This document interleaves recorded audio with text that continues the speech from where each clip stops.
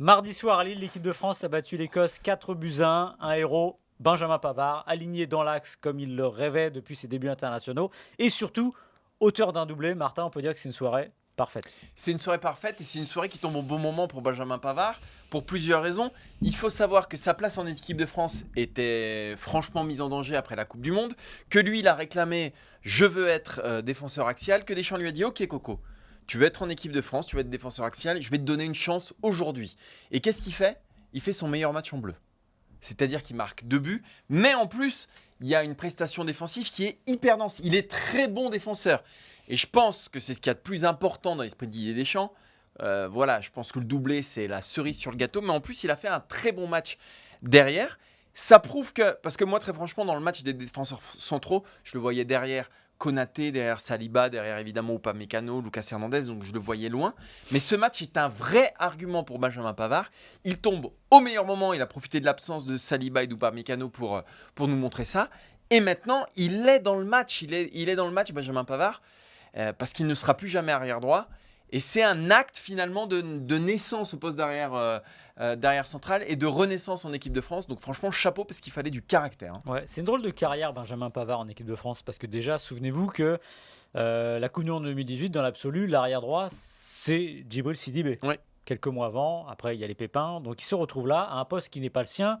Il met ce but face à l'Argentine, mais le reste de sa Coupe du Monde est moyenne, voilà. Moyen, Et on moyen. le voit en difficulté. On sent que plus ça monte, plus c'est difficile. Mais à ce moment-là, il est jeune, il vient d'arriver. Évidemment, ça ne se refuse pas. Et puis au fur et à mesure, il va.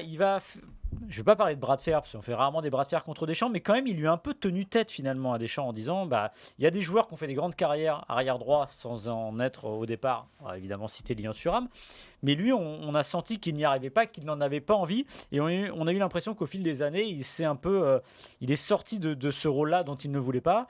Et c'est intéressant de voir que Deschamps, évidemment, a choisi de le remettre dans l'axe, mais parce que lui, il a aussi poussé pour sortir de ça. Et évidemment, le cas vraiment symbolique, c'est cette Coupe du Monde 2022 qu'il a passé, on va dire, dans le groupe, mais un peu en marge après le premier match.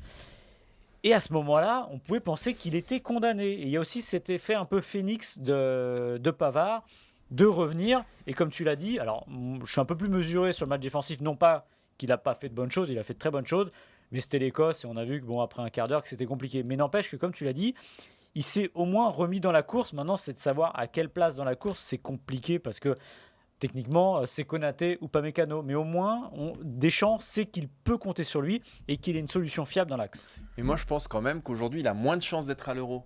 Même là, ce soir, en tant que défenseur central, qu'en tant qu'arrière droit, où il avait quasiment une place assurée, puisque au final, ça fait depuis 2017 Ouais.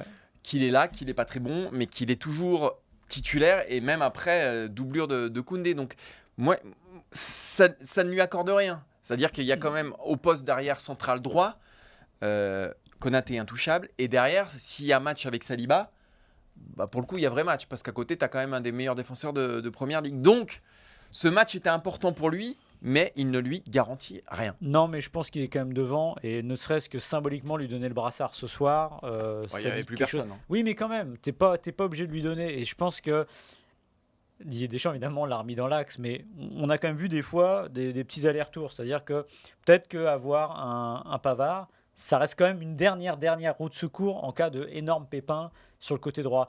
Donc je pense en effet qu'il s'est remis au centre du jeu. Comme tu l'as dit, ça ne lui garantit rien, puisqu'il y a une charnière qui marche très bien, Konaté ou Upamecano. Mais n'empêche que moi je suis vraiment impressionné par le côté phénix du joueur qui revient, même quand on pense que c'est terminé pour lui.